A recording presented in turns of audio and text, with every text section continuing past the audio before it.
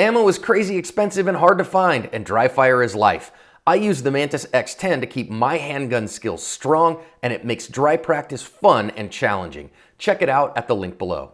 Hello everybody, I'm Brian Hill with the Complete Combatant. This is Active Self-Protection Extra, and this is your Mantis Dry Fire Mondays.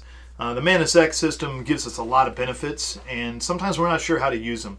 The compressed surprise trigger break gets a lot of questions in the comments, so I thought I'd address it a little bit. It's the idea that we've prepped the trigger to the point of breaking. We're already aimed in at the target, so stance and grip is established, fingers on the trigger sights are already set up, and how quickly can we respond to the go signal, press the trigger, what sort of accuracy will we have, and what is our true response time or reaction time. And there's a difference between response and reaction. Okay, if you're reacting to something, usually it takes a little longer. We're responding to the stimulus that's already there, so it's not a true surprise. We just need to clear our mind and be ready to press the trigger.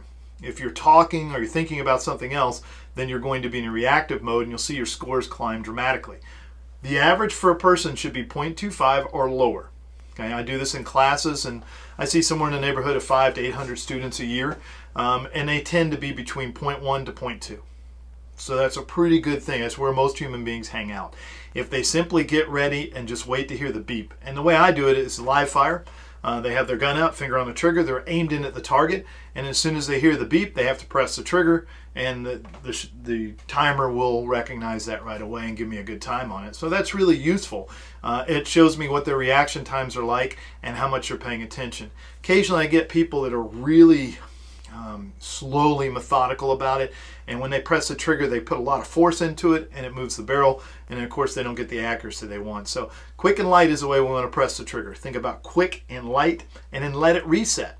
It's very important to let it reset. So I've got a SIRT pistol here so you guys can see, unable to fire ammo, but if my finger's on it, when I do quick and light, I want to do this.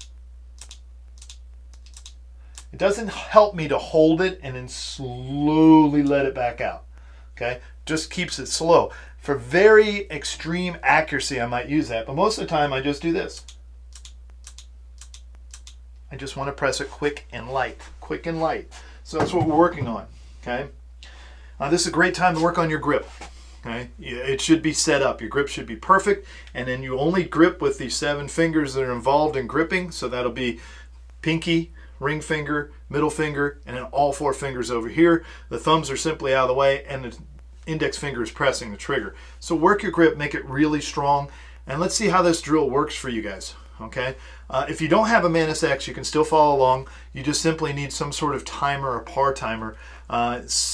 For sake today, I'd usually use my Range Tech timer, but I'm using my phone to record this, and I'm using my iPad to show you a video, so I'm out of electronics at this point, so I'm going to use my pack timer, which I really don't recommend because I've broken 7 of these things and had to send them back. They just don't last in Georgia humidity, so it is what it is. This will be my last one, and I'll just move on from here, but it's really useful for training. You also can download one to your smartphone. Okay, so let's check out our pistol. We have dummy rounds in the pistol. I'm going to physically and visually verify that it's empty. You can look also, and I think everybody's good to go. Okay, now the whole goal with this is I'm going to put the timer on delay, and I'm going to have my finger on the trigger, and I'm going to turn and point at the target over here. And what we're looking for is how quickly can I react to the beep.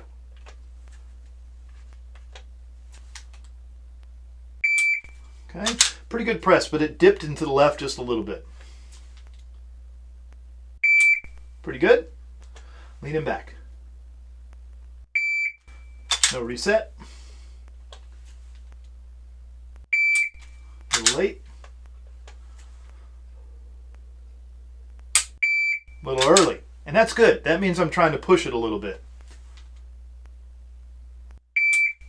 That was one of my better pushes. A little dink at the bottom. Set it again. One last one. Good. So I had pretty good presses in there. A couple of accidents, but that's okay. I did it earlier so you don't have to sit here and watch me try to work through all this. But I did it on the Mantis, and what it did is it gave me an average accuracy score of 95.1, which is consistently very good.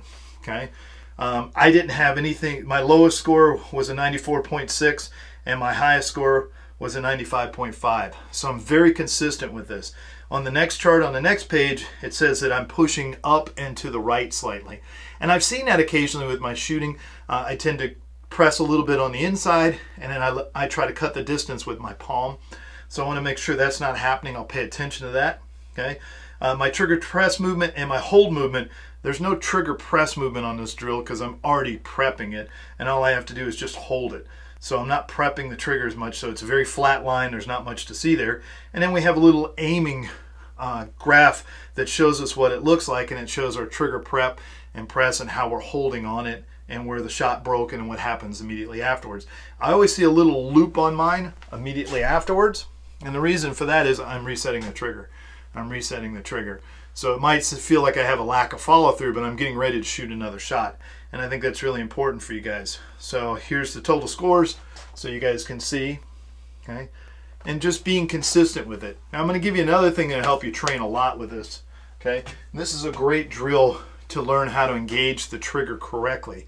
As we're deciding to shoot and the sights come on target, our finger has to move inside the trigger guard in order to be ready to shoot. But we don't talk about that very much. We either have it at safe at home, or we put it on work where it's ready to do the work. And then nobody talks about how it gets from here to here, or what happens, just suddenly that it does. So let's work on that context. Okay. So what I'm going to do is I'm going to do the same trigger guard drill, but see how my finger's floating off the trigger? And then I'll only use one hand so you guys can see it. But we'll have a beep here. So it takes a little bit longer to get there, covering a bit more distance, and I want to add less to the target if I can.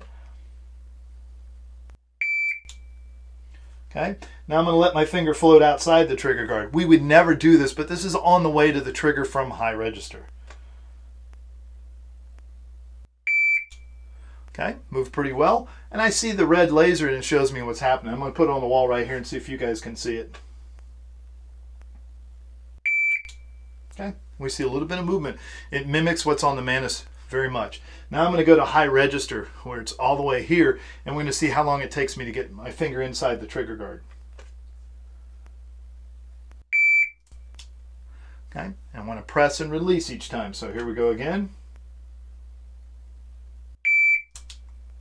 And there's always going to be a bit of movement now, especially one-handed. Now let's do two hands and see what this looks like. So it was very steady. My finger knows its path very well, and it gets to the trigger. So when I made the decision to shoot, I'm pointing the firearm at him. The sights are on the target. Somehow my finger has to get from high register to the trigger. What happens is people start aiming and then moving their trigger finger, but we should do those things together. We should put our information together. As those things are happening, my finger is moving to it. Remember, press quick and light, and that'll help you a lot. If you have a SIRT pistol like this, with a resetting trigger, one of the greatest drills you can do is this. And then you just watch the dot over there. So I'm getting some movement, but it's not extreme. If I had both hands on the gun, look something like that. So that's a good way. And I'm teaching my finger to sprint. If we press really hard and put all that pressure in the frame, we also won't let it out very quickly, and we get a dead trigger occasionally, which is a real problem. So we've got to learn to release the trigger so we can reset it. All right, guys, that's what I got for you today. I hope that helps your training. You should really see a big difference. This is one of the better drills on the MantisX to really develop a skillful technique for the armed citizen, and that's what we're all about, is getting you guys as better shooters. We've got to explore what it's like to press that trigger quickly. All right. We know what precisely is. That's how everybody starts. But let's get to quickly, and let's see how much that affects our accuracy or how little.